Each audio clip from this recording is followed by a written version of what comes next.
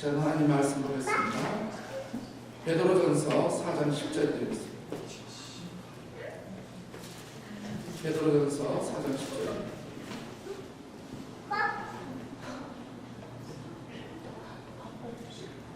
신약성경 380페이지 정도 될 것입니다. 베드로전서 4장 10절입니다. 한 구절이기 때문에 같이 있습니다. 시작. 아까 은사를 받은 대로 하나님의 여러 가지 은혜를 받은 선한 청지기같이 서로 봉사하자. 저는 오늘 본문 말씀을 통해서 나는 선한 청지기인가, 나는 선한 청지기인가라고 하는 제목으로 말씀을 함께 나눕니다.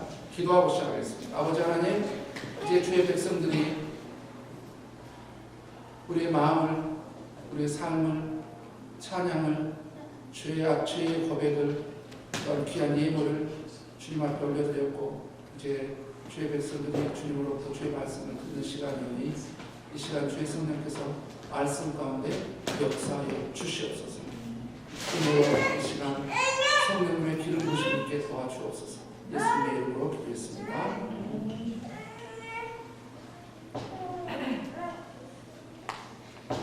크리스마스 선물이 달려있는 퀴즈입니다.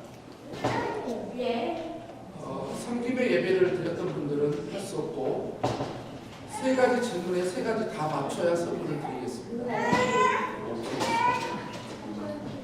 자동차가 있는데 자동차에 들어가는 부품이 약 몇 가지 정도일까요? 막 아무나 말해보세요. 자기가 세 개 다 맞추신 분은 일단 손 드시면 됩니다. 약 몇 개 정도 될까요? 아무나 말씀하세요.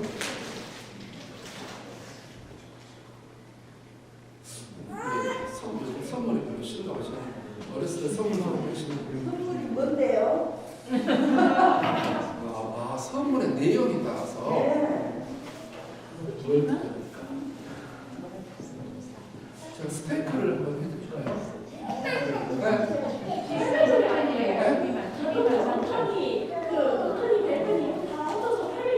800여 개. 자, 그럼 첫 번째부터 못 맞추시면 되거든요. 12만 3천 개. 12만 3천 개. 참 멋있는 자동차를 만드셨겠지. 자동차는 부품이 2만 개 정도 됩니다. 자, 그러면 선박, 배, 또 크루즈 이런 거 생각하지 말고요. 또 조금만 덕담 이런 거 말고 일반적인 배가 부품이 몇 개 정도 들어갈까요? 대략. 자동차가 2만 개에서 다 힌트를 드릴까? 네. 2만 개, 차라리 2만 개만 해도 4배 넘으면 되잖아요.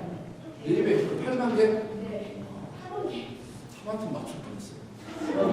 10만 개. 그러면 이거 맞추면, 그러면 저 이거 맞추면 하겠습니다. 숫자가 거의 비슷해요. 비행기가 한 대 만들어지는데 우리 여기 말한 거예요. 부품이 몇 개 정도 들어갈까요? 12만 3천 12만, 끝까지 12만. 29만. 네? 29만. 틀리면 못 먹어요. 우리 집에서 스테이크해도 때까지 못 먹을 수가 있어요. 맞추는 사람이 있을 것 같아요. 네, 놀라지 마세요. 비행기는 부품이 200만 개. 그런데 제가 이 말씀을 드린 것은 이 자동차가 됐던 선박이 됐던 비행기가 됐던 간에 이게 정상적으로 건재하고 운행이 되려면 부품들이 제 기능을 발휘해야 되잖아요. 예를 들자면 이런 거예요. 비행기가 있는데 갑자기 비행기 날아가다가 타이어가 떨어져 버렸어, 바닥에. 그럼 이 비행기는 어떻게 돼요? 계속 어떻게 그냥 하늘을 돌아다니고 아니면 바다 같은 데 이런 데 저기 착륙을 해야 되는 상황이 되잖아요. 여러분 자동차가 열심히 가고 있는데 브레이크가 고장이 났어요. 브레이크. 만약에 여러분 내리막길 가는데 브레이크. 제가 갑자기 자동차가 생각나서 여러분 한 가지 팁을 드리는데, 겨울이 되면 가끔 이런 주택에 사시는 분들이 집에 차에 쥐가 들어가가지고 전선을 갉아먹어가지고 차가 이상해졌는데, 저희 차가 지금 2번 연속이거든요. 그래서 갔더니 한 번은 200불, 지금은 또 300불 지금 공장에 들어가 있어요. 근데 그 쥐가 싫어하는 그 제품들인데요. 그 빨래 같은 데 그 바운스라고 있잖아요. 그런 거를 그 그 열이 안 닿는 곳곳에다가 이렇게 묶어두면 쥐가 그걸 싫어하기 때문에 엔진에 들어가지 않는다라고 하는 게 있어요. 그래서 저도 차 2대 다 그걸 묶어놨거든요. 근데 지금 한 차가 계속 그런데 그건 그 전에 하기 전에 아마 쥐가 산을 갉아먹어요. 왜냐하면 쥐가 겨울에 추우니까 엔진 안에 건너편 안에 들어가서 거기서 잤는데 진짜 거기 봤더니 흔적이 있더라고요. 자, 제가 이제 갑자기 자동차가 생각나서 자동차가 달려가고 있는데 브레이크가 고장났다고 생각해봤어요. 배가 가고 있는데 프로펠러가 빠져버렸다고 생각해봤어요. 아무것도 아닌 것 같은데 이 부품 하나가 이렇게 중요한 기능을 한단 말이죠. 자, 여러분 가정을 한번 볼까요? 가정이 있는데 아빠가 있고 엄마가 있고 자녀들이 있죠. 아빠가 아빠 기능을 안 하고 엄마가 엄마 기능을 안 하고 자녀들은 자기 마음대로 이 집안은 뭐 뻔한 집안이 되는 거예요. 여러분 회사를 볼까요? 회사에 사장님이 있고 직원이 있는데 회사의 사장님을 이렇게 딱 중심으로 해가지고 맨파워가 잘 이루어져가지고 기가 막히게 이렇게 경영이 돼야 되는데 이 직원들은 직원들대로 다른 걸고 자기 기능을 안 하고 자기 할 일을 안 하고 사장님은 또 사장님대로 그러면 그 회사 어떻게 되겠어요? 여러분 국가도 마찬가지예요. 대통령이나 총리를 비롯해서 저 시골에 있는 국민 한 명 한 명이 관료들은 관료대로 위정자들은 위정자대로 그 다음에 선생님은 선생님대로 학생들은 학생대로 국민들은 시민은 다 각자 자기가 맡은 일에서 잘 역할을 감당해줘야만이 좋은 국가가 되는 겁니다. 여러분 이 부분에서 우리에게 아이디어를 준 사건이 있는데 바로 모세와 이드로의 사건이다. 자, 이집트에 있던 이스라엘 백성들이 수백만 명이 나왔어요. 근데 지도자는 누구 혼자냐면 모세 혼자예요. 그때 모세도 몰랐어요. 이걸 어떻게 이 조직파를 해야 되는지 몰라가지고 혼자 다 해야 될 줄 알고 수백만 명을 하다 보니까 하루 종일 일 저희 막 재판하고 뭐하고 난리를 하니까요. 이때 장인어른이 방문했어요. 이때 모세도 어린 나이가 아니에요. 80세예요. 그 장인어른은 100세가 넘었겠죠. 장인어른 이들어 가서 딱 보니까 자기 사위하는 일이 영 어설프거든요. 그래서 우리 젊은 사람들 잘 들으세요. 어른들 이야기 잘 들으세요. 네? 그분들에게는 지혜가 있어요. 여러분보다 조금만 앞서가시는 분들이 있으면 그분들의 이야기를 잘 들으세요. 인생이며 삶에. 그래서 탈무드에도 그런 말이 있다고 하잖아요. 두 사람이 길을 걸어가고 있으면 그 중에 한 명은 너의 스승이다. 이렇게 말을 한다고 하지 않습니까? 근데 이들어 가서 보니까는 막 엉망진창이에요. 어이가 없어요. 그러니까 이드로가 딱 모세에게 알려주죠. 그러지 말고 조직을 해라. 그래서 성령이 충만하고 지혜가 있고 이게 리더십 있는 사람들을 세워가지고 1000부장, 100부장, 50부장, 10부장을 세워서 작은 일은 10부장을 처리하고 조금 큰 일은 100부장을 처리하고 그 다음에는 50부장, 100부장 그 다음에 1000부장 그리고 더 중요한 일이 있으면 이거 하면은 이거 순조롭게 할 수 있다. 모세가 이걸 들으니까는 기가 막힌 거예요. 그래서 이제 각 기능을 세워가지고 이 조직화를 했더니 아주 국가가 잘 돌아갑니다. 그 방향에서 잘 돌아가는 걸 볼 수 있었어요. 여러분 우리 몸은 어떻습니까? 우리 몸 안에도 전에 말씀드렸듯이 60쪽이라고 하는 세포와 수많은 기관과 조직이 있단 말이죠. 그런데 이 몸이 정상적으로 되려고 하면은 어떻습니까?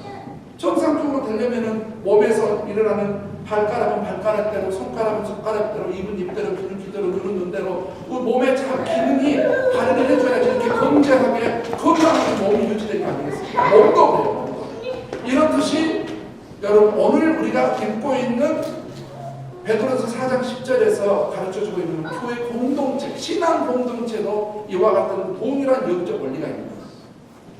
당연히 우리는 베드로에 의해서 쓰여진 것에 대해서 의심의 여지가 없습니다. 그리고 언제 쓰여졌냐면 60년대에 쓰여졌어요. 그러니까 1세기에 쓰여진 거죠. 베드로에서. 베드로가 누구에게 썼냐면은 베드로 공동체에게 쓴 거예요. 근데 이때 상황이 조금 다르네요. 자, 교회가 언제 시작됐습니까? 예수님께서 승천하시고 나서 예루살렘 교회에서 시작이 됐기 때문에 교회는 30년대, 그러니까는 4세기 시작이 됐어요. 그런데 지금 베드로가 서신을 쓴 것은 7세기입니다. 60년대죠. 그러니까 30년이 지난 거예요. 그러면 처음에는 사람들이 막 전도를 하고 선교를 하는 일에 교회들이 활발하면 지금 이 정도 지났을 때는 각 지역마다 교회들이 딱 세워진 거예요. 그래서 교회 베드로가 돌보고 있는 베드로 교회, 요한 교회, 디모데 블레데 교회, 각 지역마다 이제 교회들이 있는 거죠. 교회들이 있다 보니까 이제 교회 안에서는 그러면은 어떻게 성도들끼리 전에는 전도하고 선교하는 일에 중점이었다면은 이제 교회가 저기 세워졌기 때문에 교회 안에서 성도들끼리 어떻게 상호작용을 해야 되는지에 대해서 가르쳐주고 있는 게 오늘 본문이죠. 오늘 본문의 핵심 내용은 이겁니다. 하나님께 받은 은사를 통해 충성스러운 청지기처럼 서로 봉사를 하라. 하나님께 받은 은사를 통해 충성스러운 청지기처럼 서로를 세우기 위해서 서로 봉사를 해야 된다고 가르치고 있는 것을 본문입니다. 제가 책으로만 읽었고 얼굴은 보지 않았는데 슈바이처 박사님 계세요. 독일 박사님이세요. 이분이 쓴 책이 있는데 자연적 교회 성장이라고 하는 책을 썼습니다. 이 책이요 기독교에서 베스트셀러가 된 적이 있어요. 완전히 모든 목회자들이 아주 이 책을 보고 열광을 했고 저도 이 책을 몇 번을 읽었어요. 몇 번을 읽고 강의도 듣고 그리고 이 원리대로 또 목회를 하고 있는 교회들도 많았고 이 어떤 내용이냐면은 슈바이처 목사님이 전 세계에서 가장 영향력 있고 건강하게 성장하고 있는 교회 1000교회를 지목을 했어요. 그래가지고 사람들을 보내가지고 2만 가지 질문만으로 2만 가지를 만들어냈어요. 놀랐잖아요. 2만 가지 질문을 가지고 조사를 했어요. 그래가 조사를 딱 했는데 8가지, 이 8가지의 질적 특성이 있는 교회들은 성숙하고 성장하고 건강하더라, 교회가. 그래서 이 8가지를 발표를 했어요. 8가지. 그 중에 하나가 뭐냐면 은사 중심적 사역. 이게 뭐냐면은 성도들이 각 교회, 개교회, 로컬 처치 각 교회 성도들이 자기의 은사에 따라서 아주 봉사를 잘하고 은사에 따라서 사역을 열심히 하는 교회들은 교회가 아름답게 성장하더라라고 하는 그런 원리가 있습니다. 바로 그 원리가 뭡니까? 오늘 말씀을 뒷받침해주는 내용이라고 말할 수 있습니다. 그래서 저는 2021년이 우리 표가 성숙이잖아요. 근데 성숙인데 우리가 성숙해야 되는 무엇도 성숙해야 되냐? 은사를 활용하는 것. 하나님께서 나에게 주신 은사를 활용하는 부분에 있어서도 우리 성숙을 해야 되기 때문에 오늘 말씀을 드리겠습니다. 자, 오늘은 3가지의 영적 원리를 함께 나누겠습니다. 첫 번째, 오늘 본문에서 깨달아야 되거든요. 은사는 모든 그리스도인들이 받았다라고 하는 사실입니다. 자, 볼까요? 10절에 뭐가 있습니다. 각각 은사를 받은 대로. 각각입니다. 각 개개인들이에요. 각 개개인들은 하나님으로부터 다 뭘 받았다? 은사를 받았다. 여러분, 은사는 헬라어로 많은 사람들이 이 용어 자체를 완전히 잘못 쓰고 있는데 여러분도 그렇게 알고 쓰셔야 돼요. 은사는 헬라어로 뭐냐면 카리스마. 근데 사람들이 저 사람 카리스마에서 전혀 다른 의미예요. 여러분, 카리스마는 은혜 또는 은사, 영어로 기프트라고 하는 것이에요. 그런데 카리스마가 있어. 그럼 폴스가 있다. 이런 말 말고 카리스마. 왜냐하면 사람들에게 어떤 뭔가 영향력을 미치는 어떤 이런 차원에서는 이 말을 연관이 될 수 있을지 모르겠지만 우리가 일반적으로 그 사람 카리스마가 대단. 그럴 때 전혀 다른 의미를 써주고 있다는 거예요. 자, 바울과 베드로는 이 부분에 대해서 이거를 은사라고 표현했어요. 카리스마 또는 기프트로 표현했어요. 그런데 예수님께서는 복음서에서 은사라고 말씀을 하지 않고 이와 내용은 같지만 전혀 다른 언어를 쓰셨어요. 그게 뭡니까? 달란트. 또는 누가복음에서는 뭘 썼냐면은 문화라고 썼어요. 달란트는 금화입니다. 그때 로마 화폐 단위에 금으로 된 화폐고 이 한 달란트가 어느 정도냐면은 지금 시가로 따지면은 20억 한치의 금입니다. 금 34kg이에요. 20몇만 원으로 따져도 20억, 그러니까 한 달란트를 받은 사람은 달란트를 조금 받았다? No. 20억을 받은 거예요. 어마어마한 금액이죠. 근데 문화는 뭐냐면은 문화는 은화예요. 그때 당시 은화인데 이 은화는 뭐냐면은 약 3개월 정도 일을 했을 때 받는 거예요. 근데 예수님께서는 은사라고 말씀하시지 않고 달란트, 문화라고 표현을 하셨다는 거죠. 여하튼 구원받은 모든 그리스도인들은 성령님을 통해 모두가 은사를 받았다는 사실을 우리는 기억해야 됩니다. 예외가 없습니다. 모든 그리스도인들은 다 은사를 받았습니다. 안 받은 사람이 있다. 그럼 어떤 거냐? 구원을 안 받은 사람은 성령님을 통해서 온 거기 때문에 안 받습니다. 재능은 있을 수 있어요. 그러나 이 성령의 은사는 성령님을 통해서 온 거기 때문에 구원을 못 받은 사람은 못 받을 수가 있습니다. 자, 여기에 대해서 제가 여러분과 함께 성경을 나누겠습니다. 저는 제 말로 절대 하고 싶지 않고 항상 모든 말씀에 근간 설정이 성경을 하기 때문에 우리 같이 한번 읽어보도록 하겠습니다. 로마서 12장 3절부터 8절까지 이 은사에 대해서 기록하고 있는 것이 세 군데가 있습니다. 그 세 군데 자 읽겠습니다. 자, 12장 3절부터 8절까지 같이 읽죠. 시작. 내게 주신 은혜로 말미암아 너희 각 사람에게 마땅히 생각할 때 생각을 하지 말고 오직 하나님께서 각 사람에게 나눠주신 믿음의 분량대로 지혜롭게 생각하라. 우리가 한 몸에 많은 지체를 가졌으나 모든 지체가 같은 뜻을 가진 것이 아니니 이와 같이 우리 많은 사람이 그리스도 안에서 한 몸이 되어 서로 지체가 되었느니라. 우리에게 주신 은혜대로 받은 은사가 각각 다르니 꼭 예언이면 믿음의 분수대로, 꼭 섬기는 일이면 섬기는 일로, 꼭 가르치는 자면 가르치는 일로, 꼭 위로하는 자면 위로하는 일로, 구제하는 자는 성실함으로, 다스리는 자는 부지런함으로, 긍휼을 베푸는 자는 즐거움을 할 것입니다. 자, 고린도전서 12장에서도 사도 바울은 여전히 은사에 대한 이야기를 합니다.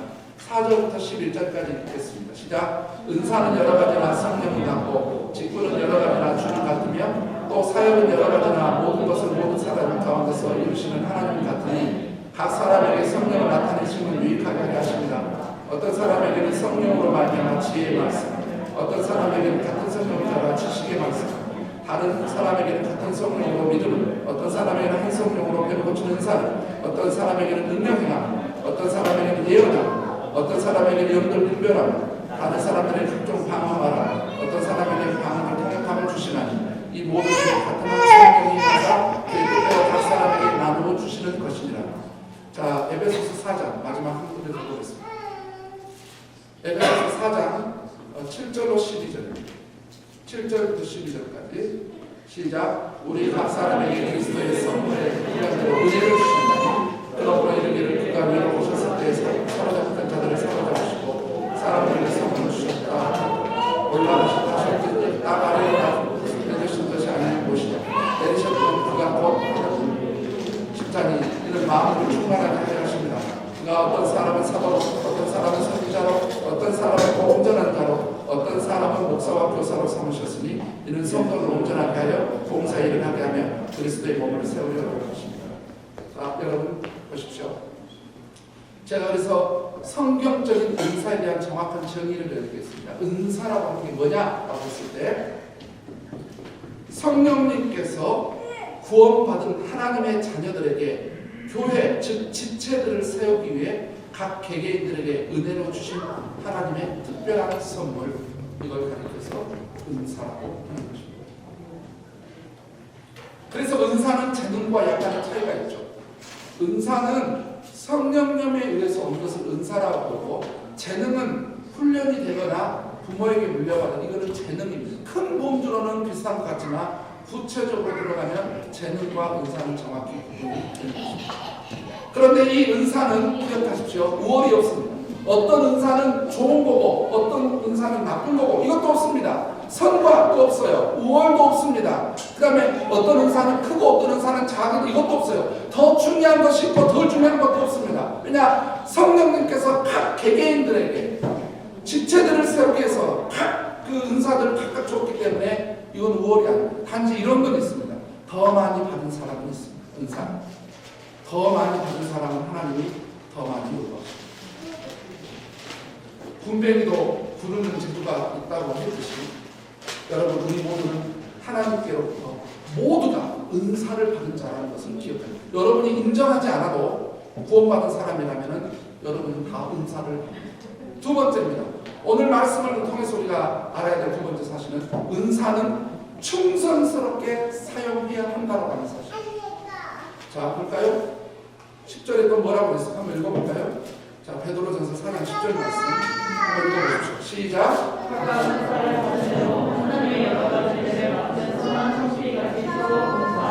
하나님의 여러 가지 은혜를 맡은 같은 선한 청지기 같이 이렇게 됐어요. 자, 청지기는 헬라어로 오이코노모스예요. 오이코노모스. 그런데 여러분 오이코스 들어봤죠? 오이코스. 오이코스는 집이에요. 그러면 딱 보면 연결이 떨어지죠. 오이코스는 집인데 오이코노모스는 청지기란 말이에요. 그러면 자기가 주인은 아닌데 주인으로부터 집안 전체를 총괄해서 이렇게 맡아서 일을 하는 사람. 주인은 아니에요. 주인은 있어요. 그런데 주인에게 이렇게 위임을 받아가지고 모든 것들을 다 위임받아가지고 맡아서 일을 관리하는 사람을 가리키는 청지기라고 말합니다. 이 청지기가 영어로 뭐라고 되어 있을까요? 다른 성경에는 또 다른 영어로 되어 있는데 스튜어드로 되어 있어요. 스튜어디스크 여성어 말고 스튜어드라고 하는 걸로 되어 있는 모습을 재밌는 모습을 보게 됩니다. 여러분 그런데 이 청지기에게 꼭 필요한 게 있어요. 청지기에 있어서 반드시 필요한 거 뭘까요? 네? 제가 이 부분을 여러분에게 읽어드리도록 하겠습니다. 예수님께서 이렇게 말씀하셨어요. 이제 청지기 예화를 들기 전에 마태복음 24장 예수님의 그 오심, 말세, 예수님의 재림에 대한 이야기를 하시다가 이런 말씀을 했어요. 보세요. 충성되고 지혜 있는 종이 되어 주인에게 그 집 사람들을 맡아 때를 따라 양식을 나눠줄 자가 누구냐? 그래서 맡아, 이게 누굽니까? 이 종, 맡은 자가 누굽니까? 청지기죠. 그런데 이 청지기에게 예수님이 뭘 요구하냐면 충성되고, 자, 그래서 제가 여러분에게 성경의 말씀 읽어드렸듯이 마태복음 25장 드디어 이제 달란트 비유를 하면서 예수님이 이렇게 말씀합니다. 그 주인이 이르되 잘하였도다. 착하고 충성된 종아, 내가 적은 일에 충성하였으니 내가 많은 것을 내게 맡기리니 내 주인의 즐거움에 참여할지어다. 여러분 기억하십시오. 청지기에게 있어서 반드시 필요한 자세는 뭐냐면 충성입니다. 신실함이죠. 페이스북. 여러분 그래서 사도 바울도 고린도전서 4장에서 맡은 자 그게 청지기죠. 맡은 자에게 구할 것은 충성입니다. 그래서 갈라디아서 5장의 성령의 열매 가운데 9가지 열매 가운데 하나가 뭐가 있어요? 충성이 있어요. 하나님께 충성했던 많은 사람들이 있죠. 성경에 보면 하나님 앞에 위대하게 쓰임받았던 사람들의 공통적인 특징이 뭘까요? 여러분 모세, 다윗, 다니엘을 보십시오. 모세를 가리켜서 뭐라 했습니까? 하나님의 온 집에 충성된 자라고 이야기했어요. 다윗은 그는 목회자도 아니고 선지자도 아님에도 불구하고 평신도고 왕이었음에 불구하고 그는 백성들을 향해서 왕으로서 그 다음에 하나님 앞에서 하나님의 백성으로서 얼마나 충성스러운 사람인지 몰라요. 여러분 우리가 잘 알고 있는 다니엘 있죠. 다니엘이 얼마나 충성스러운 사람인지 아세요? 그때 당시에 이 다니엘이 페르시아 그러니까 바사 페르시아 왕국의 신하였단 말이죠. 관료였단 말이죠. 그런데 이 왕이 너무 다니엘을 총애를 하니까 이 다니엘을 무너뜨려 보려고 그 관료들이 신하들이 다니엘의 흠을 찾으려고 해요. 그래서 다니엘은 날밤 세워가지고 요구를 해보고 조사해보고 또 뒷조사를 해보고 아무리 조사해봐도 먼지가 안 나옵니다. 먼지가 여러분 가끔 우리가 털어서 먼지 안 나올 사람이 있느냐 그러잖아요. 안 나온 사람이 있어요. 진짜로. 저는 아니고요. 다니엘. 근데 다니엘은 너무 충성스러운 거예요. 너무 충성스러운 거예요. 그러니까 흠을 잡을 것이 없는 거예요. 그러니까 괜히 뭐냐면 우상숭배 그걸 해가지고 그래서 사자로 그래서 던지려고 했던 거 아니겠습니까? 그런데 다니엘은 뭐라고 하면 성경에 그가 충성되어 흠이 없더라. 충성. 여러분 우리 삶 속에서도 여러분 많이 보게 됩니다. 여러분 저는 가끔 저 시계를 보면서 가끔 예화를 자주 듭니다. 네. 여러분 저 시계에는 시침과 분침과 초침이 있죠. 그런데 시침이 한 바퀴, 그럼 한 바퀴를 돈다면 12시간이잖아요. 정확히 한 바퀴, 12시간. 12시간 한 바퀴를 돌 때 분침이 몇 바퀴 도는지 아세요? 분침은 몇 바퀴 돌 것 같아요? 720바퀴 돕니다. 60 곱하기 12. 그럼 초침은 몇 바퀴 돌 것 같아요?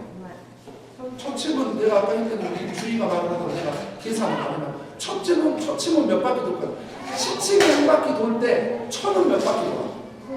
3,600바퀴를 돕니다. 와. 자, 그럼 우리가 적어서 만약에 이것을 우리라고 생각을 해봐요. 아니, 어떤 인간은 한 바퀴 도는데 나는 720바퀴 돌고 너는 790 말하지만 나는 3,600바퀴 돌아. 근데 어느 날 이 시침과 아니 초침과 공침이 스트라이크를 한 거예요. 시위를 한 겁니다. 억울하다. 그래가지고 이 초침과 공침이 야 억울하다. 왜 시침을 한 바퀴 도는데 우리만 왜 720바퀴 3,600바퀴 억울하게 우리 일하지 말자고. 그냥 멈춰버린 거예요. 우리 일하지 말자. 그랬더니 어떤 일이 벌어졌냐? 주인이 이 시계 고장이 나면 그래서 쓰레기통에 버려. 시침은 시침대로, 분침은 분침대로, 청침은 초침대로 각자 자기에게 주어진 은사에 따라서 충성스럽게 해야 되는 것이죠. 그래서 여러분 히브리서 3장에 아볼로가 뭐라 했냐면은 우리가 예수님을 본받아야 된다고 하면서 예수님께서 모세가 하나님의 오른쪽에 충성한 것처럼 예수님께서도 하나님께 너무나 충성했다. 너무나 신실하셨다라고 이야기합니다. 그러니까 우리가 바로 예수님의 성품을 본받아 우리도 바로 충성스럽게 은사를 사용해야 된다라고 하는 것입니다. 마지막입니다. 세 번째, 오늘 본문에서 우리가 깨달아야 될 세 번째 사실은 은사는 내가 아닌 교회 즉 지체를 위한 것이다라고 하는 사실입니다. 자, 뭘 보면 알 수 있느냐고 또 저희 변호사 4장 10절 마지막 부분 한번 볼까요? 뭐라고 되어 있습니까? 서로 뭐하라? 서로 봉사하라. 서로 봉사. 이렇게 되어 있잖아요. 서로 봉사하라. 서로라고 하는 게 뭐겠습니까? 바로 공동체. 넓은 의미로는 사람이지만 그 다음에 구체적인 어느 본문에서 말하는 의미는 교회 지체, 내 지체입니다. 교회 공동체를 말합니다. 영어로 이건 어떻게 되냐면은 to serve 그 다음에 others. 다른 사람을 섬기기 위해서, 다른 사람을 봉사하기 위해서 준 기프트 이렇게 되어 있다. 우리는 서로 봉사라는 말씀에서 하나님께서 우리에게 은사를 주신 분명한 이유와 목적을 알 수 있습니다. 그것은 뭡니까? 바로 세우기 위한 것. 바로 그것을 누가 이야기를 했냐면 사도 바울이 고린도전서 12장에서 그 이야기를 했어요. 자, 우리 몸 안에 몇 개의 세포가 있어요? 60개. 그 다음에 조직이 있습니다. 그 다음에 기관이 있어요. 몸이 있죠. 몸에 개체가 있죠. 그런데 손은 손대로, 그 다음에 팔은 팔대로, 어깨는 어깨, 다리는 다리대로, 귀는 귀대로, 입은 입대로 해가지고 다 이게 뭐냐면은 해야 되는데 여러분 이 몸 안에 있는 저기 장기부터 몸 안에 있는 모든 지체 있죠. 모든 몸 안에 있는 모든 지체들은 공통의 목적이 있습니다. 뭐냐면은 몸을 돌보기 위해서입니다. 서로 손도 발도 장기도 눈도 귀도 있고 모든 것들은 이 몸의 건강을 위해서 몸을 위해서 지체가 있는 겁니다. 자기 혼자 놓으면 절대 안 됩니다. 자기 혼자 놓는 것을 가리켜서 몸에서는 그걸 암세포라고 합니다. 그런데 나머지 모든 것들은 세포와 조직과 기관들은 다 몸을 위해서 존재하고 있어요. 몸을 위해서 쓰여주고 있다는 것이죠. 그런데 고린도 교회 성도들이 그랬고 그 다음에 가끔 어떤 성도들 중에 그리스도인들 가운데 크리스찬들 가운데 은사에 대해서 상당히 잘못된 오해를 하고 있는데 그거 뭐냐면은 자신의 은사를 자랑하고 나는 이런 은사가 있다. 나는 이런 은사가 있다. 나는 이런 은사가 있다. 또 어떤 사람들은 자기 만족을 하는 은사를 갖고 있는 사람이 있어. 나는 이런 은사가 있어. 나는 이런 은사가 있어. 와, 나는 이런 은사가 있다라고 자기 만족 내지는 자랑하는 거예요. 써와! 네? 그래서 어쨌든 여러분 은사는 자랑하라고 있는 것도 아니고 자기 만족을 위한 것도 아니고 하나님께서 우리 개개인들에게 은사를 주신 것은 서로 봉사하라. 서로 지체를 세우고 우리 몸의 지체가 몸을 건강하게 하듯이 봉사라고 줍니다.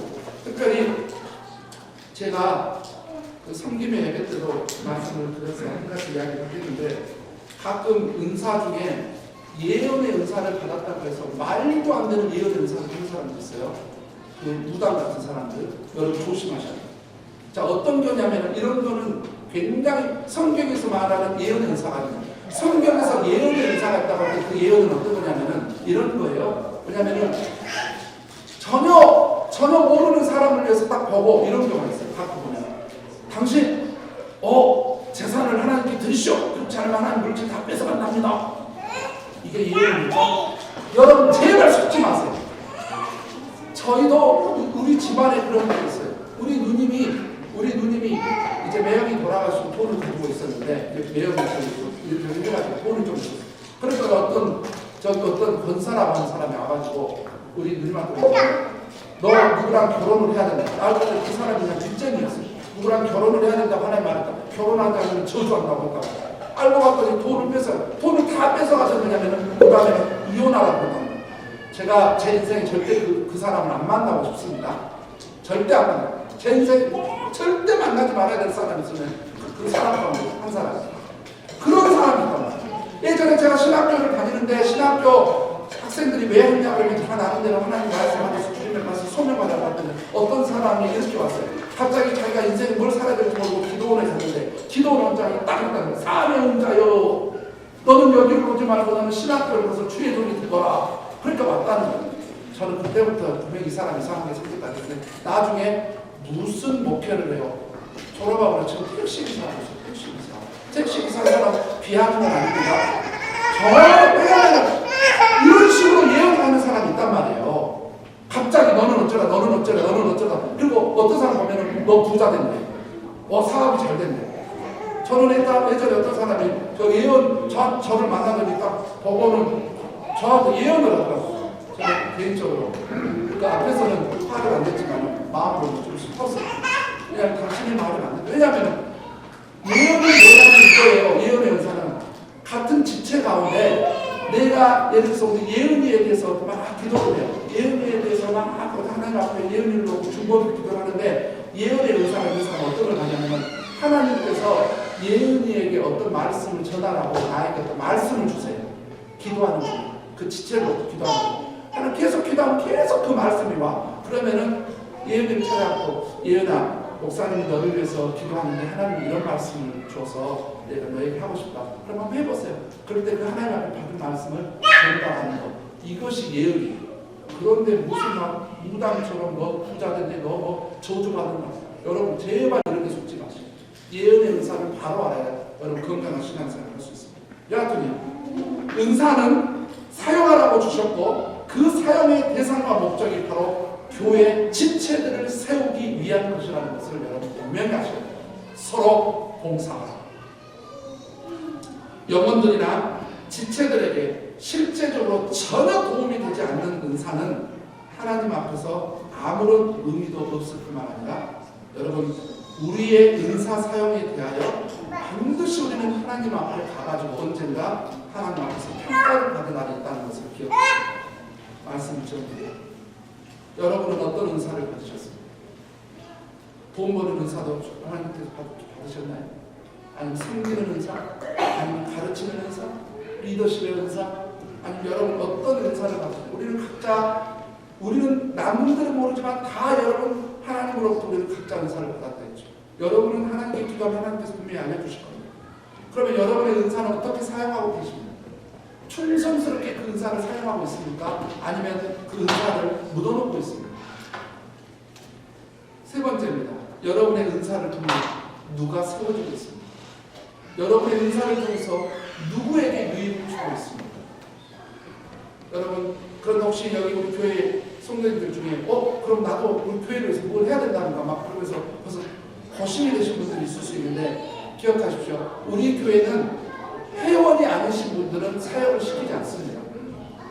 그러니까 성경 공부, 세가족 성경 공부를 끝나고 지금 우리 열심히 하고 있는 장년들과 또 청년들인데 성경 공부를 하고 우리 정식 멤버십을 가지신 분들은 손님이 아니라 이제 주인이잖아요. 그래서 우리 회원들은 이제 어떤 사역들을 함께 하면서 제가 요청도 하고 합니다. 그러나 우리가 자원에서 본인이 뭐 하겠다면 막지는 않지만 그러나 우리가 중요한 사역들에 대해서 함께 이렇게 이야기 나눌 때는 우리 세가족 성경 공부를 끝나서 멤버십을 가지신 분들에게는 하기 때문에 여러분 아니신 분들은 너무 염려 안 하셔도 됩니다. 우리 모두 선한 청지기가 되어 하나님을 기쁘게 하고 우리 지체들을 세워나가는 모든 분들이 되시기를 주의 이름으로 부탁드립니다. 기도하겠습니다. 아버지 하나님 감사합니다.